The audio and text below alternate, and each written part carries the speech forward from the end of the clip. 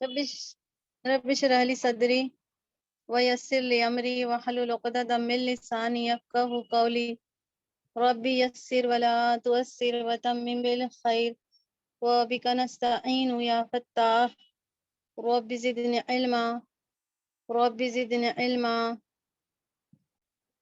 رب زدني علما وارزقنی فہما۔ نماز استقطاع کے مسائل۔ صلاۃ الاستقطاع، استقطاع یعنی بارش طلب کرنا۔ نماز استقطاع یعنی بارش طلب کرنے کے لیے نہایت عاجزی اور مسکینی کی حالت میں گھر سے نکلنا چاہیے۔ نماز استقطاع بستی سے باہر کھلے میدان میں باجماعت ادا کرنی چاہیے۔ حضرت عبداللہ بن عباس رضی اللہ تعالیٰ عنہ فرماتے ہیں رسول اللہ صلی اللہ علیہ وسلم نماز استقطاع کے لیے مسکینی عاجزی کے ساتھ مدینے سے اور زاری کی حالت میں نکلے اور اسی حالت میں نماز کی جگہ پہنچے۔ اسے ترمذی، ابو داؤد، نسائی اور ابن ماجہ نے روایت کیا ہے۔ نماز استقطاع کے لیے نہ اذان ہے نہ اقامت ہے۔ نماز استقطاع کی 2 رکعتیں ہیں۔ نماز استقطاع میں قرات بلند آواز سے کرنی چاہیے۔ حضرت عبداللہ بن زید رضی اللہ تعالیٰ عنہ کہتے ہیں جب رسول اکرم صلی اللہ علیہ وسلم نماز استقطاع کے لیے نکلے تو اپنی پشت لوگوں کی طرف کی اور منہ قبلے کی طرف کیا، دعا کی، پھر اپنی چادر الٹی اور ہمیں 2 رکعت نماز پڑھائی جس میں بلند ہاسیہ قرات کی۔ اسے بخاری نے روایت کیا ہے۔ ہاتھ بلند کر کے قرات کی، اسے بخاری نے روایت کیا ہے۔ بارش کے لیے دعا کرتے ہوئے ہاتھ اٹھانے چاہیے۔ نماز استقطاع کے بعد دعا کرتے وقت ہاتھ اتنے بلند کرنے چاہیے کہ ہاتھوں کی پشت آسمان کی طرف ہو جائے۔ حضرت انس رضی اللہ تعالیٰ عنہ سے روایت ہے کہ نبی اکرم صلی اللہ علیہ وسلم نے نماز استقطاع میں ہاتھوں کی پشت آسمان کی طرف کر کے دعا فرمائی۔ اسے مسلم نے روایت کیا ہے۔ بارش طلب کرنے کی 2 مسنون دعائیں ہیں۔ حضرت عبداللہ بن عمرو بن عاص رضی اللہ تعالیٰ عنہ سے روایت ہے کہ نبی اکرم صلی اللہ علیہ وسلم بارش کے لیے دعا فرماتے۔ آپ صلی اللہ علیہ وسلم بارش کے لیے دعا فرماتے اللہم اسقی عبادک و بہائمک وانشر رحمتک و احی ولدک المیتا۔ ترجمہ اس کا، الہی اپنے بندوں اور چوپایوں کو پانی پلا اور اپنی رحمت عام فرما اور مردہ زمین کو ہرا بھرا کر دے۔ اسے ابو داؤد نے روایت کیا ہے۔ حضرت انس رضی اللہ تعالیٰ عنہ سے روایت ہے خطبہ جمعہ کے دوران نبی اکرم صلی اللہ علیہ وسلم نے اپنے ہاتھ بلند فرمائے اور بارش کے لیے یوں دعا فرمائی، اللہم اغثنا اللہم اغثنا اللہم اغثنا۔ یا اللہ، اس کا ترجمہ یا اللہ ہم پر رحمت فرما، اے اللہ ہم پر رحمت فرما، اے اللہ ہم پر رحمت فرما۔ اسے بخاری نے روایت کیا ہے۔ بارش ہوتے وقت یہ دعا مانگنی چاہیے۔ حضرت عائشہ رضی اللہ تعالیٰ عنہ فرماتی ہیں کہ نبی اکرم صلی اللہ علیہ وسلم جب بارش برستے دیکھتے تو فرماتے اللہم سیبا نافعا، اے اللہ فائدہ پہنچانے والی بارش برسا۔ اسے بخاری اور مسلم نے روایت کیا ہے۔ حضرت انس بن مالک رضی اللہ تعالیٰ عنہ سے روایت ہے کہ رسول اکرم صلی اللہ علیہ وسلم نے کثرت بارہ کے نقصان سے محفوظ رہنے کے لیے، یعنی بارش کی کثرت سے محفوظ رہنے کے لیے ہاتھ اٹھائے اور پھر دعا دعا فرمائے یا اللہ ہمارے بجائے ارد گرد کے علاقوں پر بارش برسا، میرے اللہ پٹوں، ٹیلوں، ندی نالوں اور درخت اگنے کی جگہوں پر بارش برسا۔ اسے بخاری اور مسلم نے روایت کیا ہے۔ صلاۃ الخوف، نماز خوف کے لیے سفر شرط نہیں ہے۔ نماز خوف کے مسائل ہیں۔ نماز خوف کے بارے میں رسول اکرم صلی اللہ علیہ وسلم سے کئی طریقے ثابت ہے۔ جنگ کی صورتحال کے پیش نظر جس طرح کا موقع ہو اس کے مطابق نماز ادا کی جائے۔ اگر خوف سفر میں ہو تو 4 رکعت والی نماز ظہر، عصر اور عشاء قصر کر کے 2 رکعت ادا کی جائے گی۔ آدھا لشکر امام کے پیچھے 1 رکعت ادا کر کے باقی 1 رکعت میدان جنگ میں جا کر ادا کرے گا۔ حالت خوف اگر سفر میں ہے تو 4 رکعت والی نماز ظہر، عصر اور عشاء قصر کر کے 2 رکعت ادا کی جائے گی۔ اور جنگ کی صورتحال میں آدھا لشکر امام کے پیچھے 1 رکعت ادا کر کے باقی 1 رکعت میدان جنگ میں جا کر ادا کرے گا۔ اس دوران باقی آدھا لشکر امام کے پیچھے 1 رکعت ادا کر کے باقی 1 رکعت میدان جنگ میں واپس جا کر ادا کرے گا۔ اگر خوف حضر میں ہو تو 4 رکعت والی نماز پوری ادا کی جائے گی، یعنی کہ سفر میں نہیں ہے اور خوف کی حالت ہے تو 4 رکعت نماز پوری ادا کی جائے گی۔ جیسے کہ سفر میں نہیں ہے اور جنگ کی جو صورتحال پیش آئی ہے تو سفر میں نہیں، ہم اپنی جگہ پر ہی ہے، تو آدھا لشکر امام کے پیچھے 2 رکعت ادا کر کے باقی 2 رکعت میدان جنگ میں جا کر ادا کرے گا۔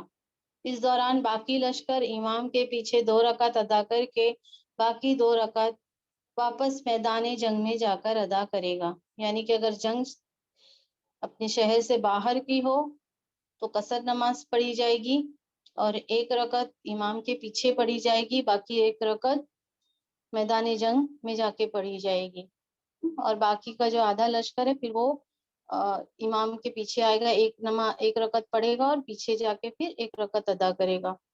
لیکن اگر خوف جو ہے وہ حضر کی حالت میں ہو، یعنی کہ اس طریقے کا معاملہ ہو کہ اپنے ہی شہر میں اپنی ہی جگہ پر دشمنوں سے مقابلہ ہے، تو 4 رکعت نماز ادا کی جائے گی۔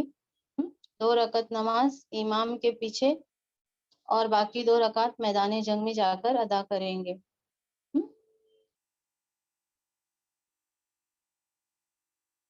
حضرت عبداللہ بن عمر رضی اللہ تعالیٰ عنہ فرماتے ہیں رسول اکرم صلی اللہ علیہ وسلم نے لشکر کے ایک حصے کو جنگ کے لیے ایک وقت 1 رکعت نماز پڑھائی، جبکہ لشکر کا دوسرا حصہ دشمن کے ساتھ جنگ میں مصروف رہا۔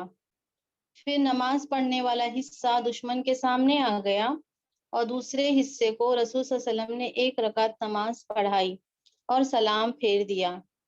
پھر پہلے اور دوسرے دونوں حصوں نے اپنی 1 رکعت میدان جنگ میں الگ الگ پوری کر لی۔ اسے مسلم نے روایت کیا ہے۔ حضرت جابر رضی اللہ تعالیٰ عنہ فرماتے ہیں غزوہ رقہ کے موقع پر ہم رسول اللہ صلی اللہ علیہ وسلم کے ساتھ تھے۔ نماز کی نیت باندھی گئی، رسول اللہ صلی اللہ علیہ وسلم نے لشکر کے ایک حصے کو 2 رکعت نماز پڑھائی اور چلے گئے۔ پھر لشکر کے دوسرے حصے کو 2 رکعت نماز پڑھائی، یعنی لشکر کے ایک حصے کو نماز پڑھائی، وہ چلا گیا، وہ لشکر کے جو حصے کو نماز پڑھائی نا وہ حصہ چلا گیا۔ پھر لشکر کے دوسرے حصے کو 2 رکعت نماز پڑھائی۔ اس طرح رسول صلی اللہ علیہ وسلم کی 4 اور لوگوں کی 2 رکعتیں ہوئی۔ اسے بخاری اور مسلم نے روایت کیا ہے۔ زیادہ خوف کی صورت میں جس حالت میں ممکن ہو نماز ادا کی جائے گی۔ حضرت عبداللہ بن عمر رضی اللہ تعالیٰ عنہ کہتے ہیں نبی اکرم صلی اللہ علیہ وسلم نے صلاۃ الخوف کا طریقہ بتاتے ہوئے فرمایا اگر خطرہ زیادہ ہو تو پیدل یا سوار جیسے بھی ممکن ہو نماز ادا کرو۔ اسے ابن ماجہ نے روایت کیا ہے۔ جنگ کی صورت حال کے پیش نظر نماز قضا کی جا سکتی ہے۔ حضرت عبداللہ بن عمر رضی اللہ تعالیٰ عنہ فرماتے ہیں جس روز رسول اللہ صلی اللہ علیہ وسلم غزوہ احزاب سے واپس تشریف لائے تو اعلان فرمایا ہر آدمی نماز اثر بنو قریظہ کے محلے میں جا کر پڑھے۔ کچھ لوگوں نے نماز قضا ہونے کے ڈر سے راستے میں ہی پڑھ لی، مگر کچھ لوگوں نے کہا کہ ہم تو وہیں نماز پڑھیں گے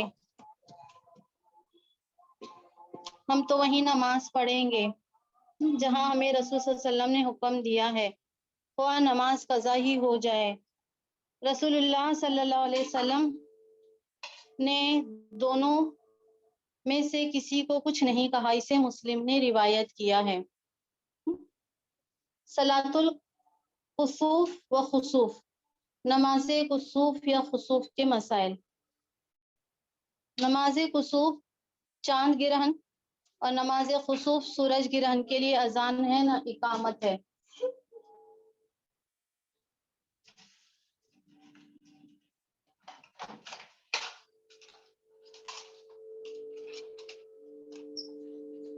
نماز خسوف یا خسوف کے لیے لوگوں کو جمع کرنا مقصود ہو تو صلاۃ الجامعۃ کہنا چاہیے۔ حضرت عائشہ رضی اللہ تعالیٰ عنہ فرماتی ہیں رسول اللہ صلی اللہ علیہ وسلم کے عہد مبارک میں سورج کو گرہن لگا تو آپ صلی اللہ علیہ وسلم نے ایک منادی مقرر فرمایا جس نے یوں آواز دی نماز تیار ہے۔ چنانچہ لوگ جمع ہو گئے، رسول اللہ صلی اللہ علیہ وسلم آگے بڑھے، تکبیر کہی اور 2 رکعتوں میں 4 رکوع اور 4 سجدے کیے، اسے مسلم نے روایت کیا ہے۔ جس وقت سورج یا چاند گرہن لگے اس وقت 2 رکعت نماز باجماعت ادا کرنی چاہیے۔ سورج یا چاند گرہن کی نماز میں 2 رکعتیں ہیں۔ ہر رکعت میں گرہن کے کم یا زیادہ وقت کے مطابق 1 یا 2 یا 3 رکوع کیے جا سکتے ہیں۔ سورج یا چاند گرہن کی نمازوں میں 2 رکعتیں ہیں۔ ہر رکعت میں گرہن کے جیسا گرہن کا ٹائم ہوگا تو 1 رکوع بھی ہوگا، 2 رکوع بھی کرتے ہیں اور 3 رکوع بھی ہوگا، اس کے مطابق ہوگا۔ حضرت جابر رضی اللہ تعالیٰ عنہ فرماتے ہیں رسول اللہ صلی اللہ علیہ وسلم کے عہد مبارک میں سخت گرمی کے دن سورج گرہن ہوا تو آپ صلی اللہ علیہ وسلم نے صحابہ اکرام کو نماز پڑھائی اور اتنا لمبا قیام کیا کہ صحابہ اکرام رضی اللہ تعالیٰ عنہ گرنے لگے، پھر لمبا رکوع کیا، پھر سر اٹھا کر لمبا قیام کیا۔ یہ قیام بھی سورہ فاتحہ سے شروع ہوگا، پھر لمبا رکوع کیا، پھر 2 سجدے کیے، پھر کھڑے ہو کر دوسری رکعت بھی اسی طرح پڑھی۔ بس 2 رکعتوں میں 4 رکوع اور 4 سجدے ہو گئے۔ نماز کسوف یا خسوف میں قرات بلند آواز میں کرنی چاہیے۔ حضرت عائشہ رضی اللہ تعالیٰ عنہ سے روایت ہے کہ نبی اکرم صلی اللہ علیہ وسلم نے گرہن کی نماز پڑھائی، نماز کسوف فرمائی چاند گرہن کی، اور اس میں بلند آواز سے قرات کی، اسے ترمذی نے روایت کیا ہے۔ حضرت اسماء رضی اللہ تعالیٰ عنہ فرماتی ہیں رسول اللہ صلی اللہ علیہ وسلم نماز گرہن سے فارغ ہوئے تو سورج صاف ہو چکا تھا۔ آپ صلی اللہ علیہ وسلم نے خطبہ ارشاد فرمایا اور اللہ تعالیٰ کی حمد و ثنا بیان کی جو اس کے لائق ہے، پھر اما بعد کے الفاظ ادا فرمائے۔ صلاۃ الاستخارہ، نماز استخارہ کے مسائل۔ 2 یا 2 سے زائد کاموں میں سے ایک کا انتخاب کرنا ہو تو نماز دعائے استخارہ کے ذریعے اللہ تعالیٰ سے بہتر کام کے لیے یکسوئی حاصل ہونے کی درخواست کرنا مسنون ہے۔ دو یا دو سے زیادہ کاموں میں سے اگر ایک کا انتخاب کرنا ہو تو دعائے استخارہ کے ذریعے اللہ تعالیٰ سے بہتر کام کے لیے یکسوئی حاصل ہونے کی درخواست کرنا مسنون ہے۔ 2 رکعت نماز پڑھ کر یہ مسنون دعا مانگنی چاہیے۔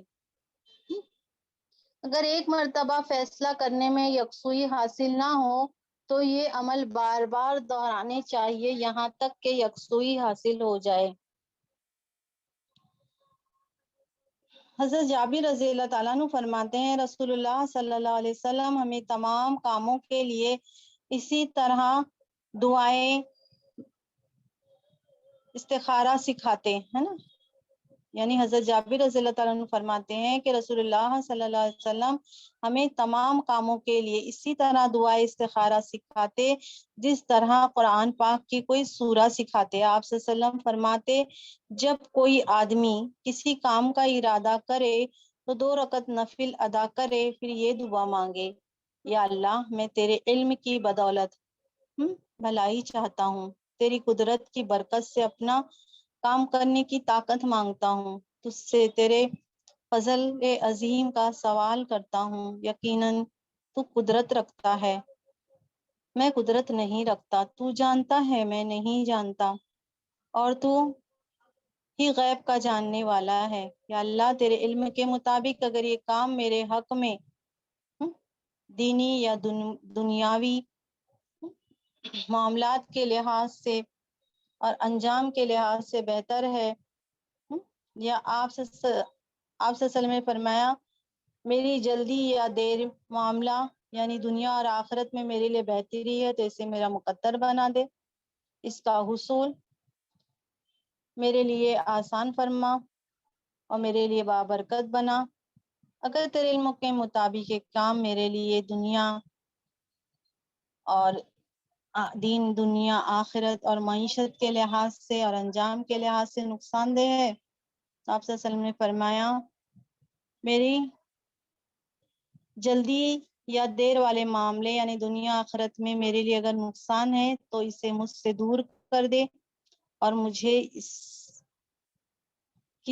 سے پھیر دے، جہاں کہیں سے ممکن ہو بھلائی میرا مقدر بنا دے اور مجھے اس پر راضی فرما دے۔ آپ صلی اللہ علیہ وسلم نے فرمایا حاضل امرہ کی جگہ اپنی ضرورت کا نام لے، بخاری نے روایت کیا ہے۔ صلاۃ الضحیٰ، نماز چاشت کے مسائل۔ نماز فجر ادا کرنے کے بعد اسی جگہ نماز چاشت کا انتظار کرنے اور اس کی 2 رکعت ادا کرنے کا ثواب ایک حج اور ایک عمرے کے برابر ہے۔ حضرت انس رضی اللہ تعالیٰ عنہ سے روایت ہے کہ رسول اللہ صلی اللہ علیہ وسلم نے فرمایا جس آدمی نے فجر کی نماز جماعت سے پڑھی پھر سورج طلوع ہونے تک بیٹھ کر اللہ کا ذکر کرتا رہا اور 2 رکعت نماز ادا کی، اسے ایک حج اور ایک عمرے کا ثواب ملے گا۔ راوی نے کہا رسول اللہ صلی اللہ علیہ وسلم نے ارشاد فرمایا پورے ایک حج اور ایک پورے عمرے کا۔ اسے ترمذی نے روایت کیا ہے۔ حضرت زید بن ارقم رضی اللہ تعالیٰ عنہ نے کچھ لوگوں کو نماز چاشت پڑھتے دیکھا تو کہا کیا لوگوں کو علم نہیں ہے اس وقت کے علاوہ دوسرا وقت اس نماز کے لیے افضل ہے، اور یہ وہ وقت ہے جس کے بارے میں رسول صلی اللہ علیہ وسلم نے ارشاد فرمایا ہے کہ نماز اوابین کا وقت تب بھی شروع ہوتا ہے جب اونٹ کے بچوں کے پاؤں جلنے لگے، اسے مسلم نے روایت کیا ہے۔ وضاحت ہے کہ اگر سورج طلوع ہونے کے 15-20 منٹ بعد نوافل ادا کیے جائے تو وہ نماز اشراق کہلاتے ہیں۔ اگر طلوع آفتاب سے تقریباً گھنٹے بعد یہ نفل ادا کیے جائیں تو اسے نماز چاشت کہتے ہیں، اور اگر طلوع آفتاب کے 2-2.5 گھنٹے کے بعد ادا کیے جائیں تو نماز اوابین کہلاتی ہے، جسے جب وقت میسر آئے پڑھ لے۔ نماز اوابین جب دھوپ زیادہ ہو جائے صبح کے وقت اور سورج نکل کے 2-2.5 گھنٹے کا وقت ہو جائے تو اس وقت کی نماز کو نماز اوابین کہتے ہیں۔ تو یہ صلاۃ الضحیٰ میں تینوں نمازیں آتی ہیں، نماز اشراق جو سورج نکلنے کے 20 منٹ بعد، نماز چاشت جو سورج نکلنے کے 1 گھنٹے کے بعد، اور نماز اوابین جو سورج نکلنے کے 2-2.5 گھنٹے کے بعد جو نماز پڑھتے ہیں اسے نماز اوابین کہتے ہیں۔ نماز چاشت کے لیے 4 رکعت ادا کرنی افضل ہے۔ نماز چاشت کی 4 رکعت ادا کرنے والے کے دن بھر کے سارے کام اللہ اپنے ذمے لے لیتا ہے۔ حضرت ابو درداء اور حضرت ابو ذر رضی اللہ تعالیٰ عنہ سے روایت ہے کہ رسول صلی اللہ علیہ وسلم نے فرمایا، اللہ تعالیٰ ارشاد فرماتے ہیں کہ اے آدم کے بیٹے، دن کے شروع میں میرے لیے 4 رکعت نماز ادا کر، میں تیرے سارے کاموں کے لیے کافی ہو جاؤں گا۔ اسے ترمذی نے روایت کیا ہے۔ وضاحت ہے کہ نماز چاشت کے لیے کم از کم 2 رکعت، زیادہ سے زیادہ 12 رکعت ہے، لیکن 4 رکعت پڑھنی افضل ہے۔ صلاۃ التوبہ، توبہ کی نماز۔ کسی خاص گناہ کے سرزد ہونے پر یا عام گناہوں سے توبہ کرنے کی نیت سے وضو کر کے 2 رکعت نماز ادا کرنے کے بعد اللہ تعالیٰ سے گناہوں کی معافی طلب کی جائے تو اللہ تعالیٰ معاف فرما دیتے ہیں۔ حضرت علی رضی اللہ تعالیٰ عنہ سے روایت ہے کہ میں جب بھی رسول صلی اللہ علیہ وسلم سے کوئی حدیث سنتا اس پر عمل کرتا اور اس سے اللہ تعالیٰ جتنا چاہتے مجھے فائدہ پہنچاتے، اور جب میں کسی صحابی رسول سے کوئی حدیث سنتا تو اس سے قسم لیتا، جب وہ قسم کھاتا کہ واقعی اللہ کے رسول نے فرمایا ہے تو میں اس پر ایمان لے آتا اور عمل کرتا۔ یہ حدیث مجھ سے حضرت ابو بکر صدیق رضی اللہ تعالیٰ عنہ نے بیان کی اور انہوں نے بالکل سچ کہا۔ حضرت ابو بکر صدیق رضی اللہ تعالیٰ عنہ کہتے ہیں کہ میں نے رسول اللہ صلی اللہ علیہ وسلم کو فرماتے ہوئے سنا کہ کوئی آدمی جب گناہ کرتا ہے پھر وضو کر کے 2 یا 4 رکعت نماز پڑھتا ہے اور اللہ سے توبہ استغفار کرتا ہے تو اللہ اسے ضرور معاف فرما دیتا ہے۔ پھر رسول اللہ صلی اللہ علیہ وسلم نے یہ آیتیں تلاوت فرمائی، سورہ آل عمران کی آیت نمبر 135 میں ہے، وہ لوگ جن سے کوئی فحش کام ہو جاتا ہے یا کسی گناہ کا ارتکاب کر کے وہ اپنے آپ پہ ظلم کر بیٹھتے ہیں تو انہیں فوراً اللہ یاد آ جاتا ہے اور وہ اس سے اپنے گناہوں کی معافی طلب کرتے ہیں۔ سورہ آل عمران آیت نمبر 135 میں ہے۔ تحیۃ الوضو اور مسجد۔ تحیۃ الوضو اور تحیۃ المسجد کے مسائل ہے۔ وضو کے بعد 2 رکعت نماز ادا کرنا مستحب ہے۔ تحیۃ الوضو جنت میں لے جانے والا عمل ہے۔ حضرت ابو ہریرہ رضی اللہ تعالیٰ عنہ کہتے ہیں رسول اللہ صلی اللہ علیہ وسلم نے ایک روز نماز فجر کے بعد حضرت بلال رضی اللہ تعالیٰ عنہ سے پوچھا، ہے بلال، اسلام لانے کے بعد تمہارا وہ کون سا نفلی عمل ہے جس پر تمہیں بخشش کی بہت زیادہ امید ہو، کیونکہ آج رات میں نے جنت میں اپنے آگے آگے تمہارے چلنے کی آواز سنی ہے۔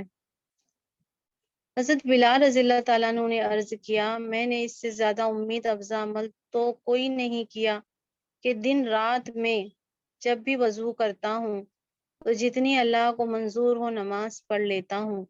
اسے بخاری اور مسلم نے روایت کیا ہے۔ مسجد میں داخل ہونے کے بعد بیٹھنے سے پہلے 2 رکعت تحیۃ المسجد ادا کرنا مستحب ہے۔ مستحب یعنی پسندیدہ ہے۔ حضرت ابو قتادہ رضی اللہ تعالیٰ عنہ سے روایت ہے کہ رسول اللہ صلی اللہ علیہ وسلم نے فرمایا کہ جب کوئی آدمی مسجد میں داخل ہو تو بیٹھنے سے پہلے 2 رکعت نماز ادا کرے۔ اس سے بخاری اور مسلم نے روایت کیا ہے۔ سجدۃ الشکری، سجدہ شکر کے بارے میں، کسی نعمت کے حاصل ہونے یا خوشی کے موقع پر سجدہ شکر ادا کرنا مسنون ہے۔ حضرت ابو بکر رضی اللہ تعالیٰ عنہ سے روایت ہے کہ نبی اکرم صلی اللہ علیہ وسلم کے پاس کوئی ایسی خبر آتی جس سے آپ خوش ہوتے تو اللہ کا شکر ادا کرنے کے لیے سجدے میں گر پڑتے۔ اسے ابن ماجہ نے روایت کیا ہے۔ درود شریف کا اجر و ثواب معلوم ہونے پر رسول اکرم صلی اللہ علیہ وسلم نے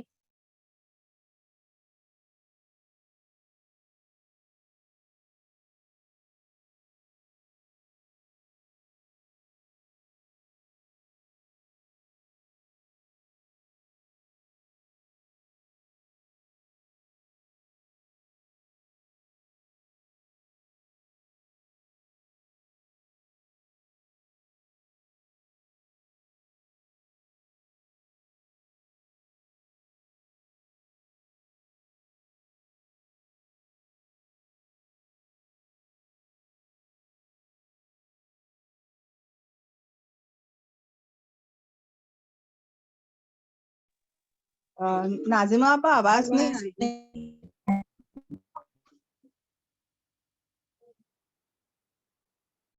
جی جی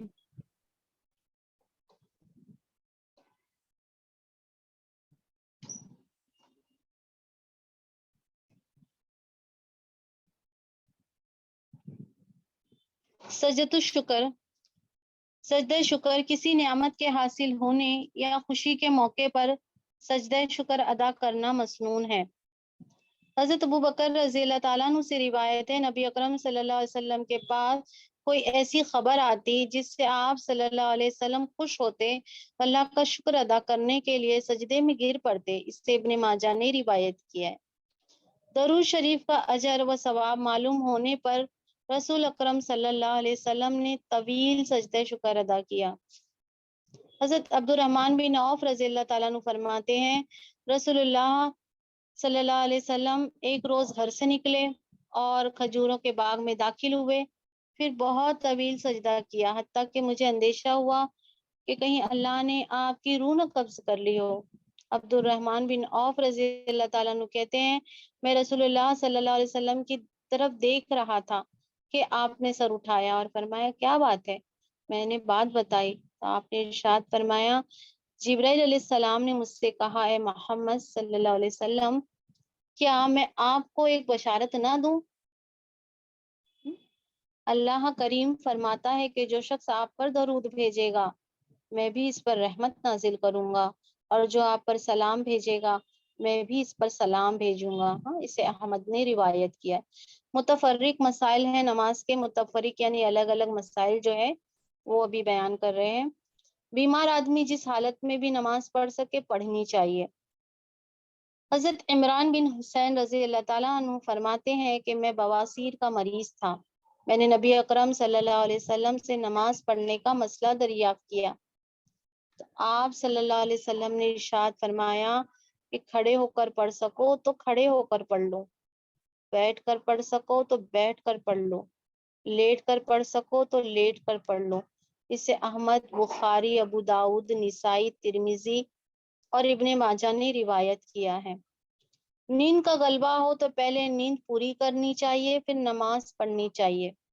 حضرت عائشہ رضی اللہ تعالیٰ عنہ سے روایت ہے کہ نبی اکرم صلی اللہ علیہ وسلم نے فرمایا، جب کسی کو نماز میں اونگ آنے لگے تو اسے پہلے نیند پوری کر لینی چاہیے، اس لیے کہ جب تم حالت نماز میں اونگتے ہو تو مغفرت مانگنے کی بجائے ممکن ہے کہ اپنے آپ کو بھلا برا کہنے لگو۔ اسے مسلم نے روایت کیا ہے۔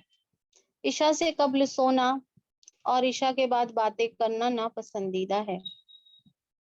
حضرت ابو ہریرہ رضی اللہ تعالیٰ عنہ سے روایت ہے کہ رسول اللہ صلی اللہ علیہ وسلم نے فرمایا کہ عشاء سے پہلے سونا اور عشاء کے بعد گفتگو کرنا ناپسندیدہ ہے۔ اسے بخاری نے روایت کیا ہے۔ ایک ہی وقت کی فرض نماز فرض کی نیت سے 2 مرتبہ ادا کرنی جائز نہیں ہے۔ حضرت ابن عمر رضی اللہ تعالیٰ عنہ سے روایت ہے کہ میں نے رسول اللہ صلی اللہ علیہ وسلم کو فرماتے ہوئے سنا کہ ایک ہی دن میں ایک ہی وقت کی فرض نماز 2 دفعہ نہ پڑھو۔ اسے احمد، ابو داؤد اور نسائی نے روایت کیا ہے۔ فرض ادا کرنے کے بعد سنتیں ادا کرنے کے لیے جگہ بدلنی چاہیے تاکہ فرض نماز اور سنت میں فرق ہو سکے۔ حضرت ابو ہریرہ رضی اللہ تعالیٰ عنہ سے روایت ہے کہ نبی اکرم صلی اللہ علیہ وسلم نے فرمایا کیا تم میں سے کوئی اس بات سے عاجز ہے کہ فرض نماز ادا کرنے کے بعد اپنی جگہ سے آگے پیچھے یا دائیں بائیں ہو جائے، یعنی اس سے دائیں بائیں ہو جانا چاہیے۔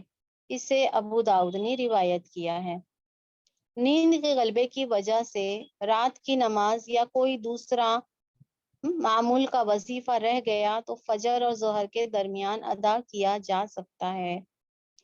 حضرت عمر بن خطاب رضی اللہ تعالیٰ عنہ فرماتے ہیں رسول اکرم صلی اللہ علیہ وسلم نے فرمایا کہ جو شخص رات کا وظیفہ یا کوئی معمول چھوڑ کر سو گیا تو اسے نماز فجر اور ظہر کے درمیان ادا اس نے کر لیا تو اسے رات ہی کے وقت ادا کرنے کا ثواب ملتا ہے۔ اسے ترمذی نے روایت کیا ہے۔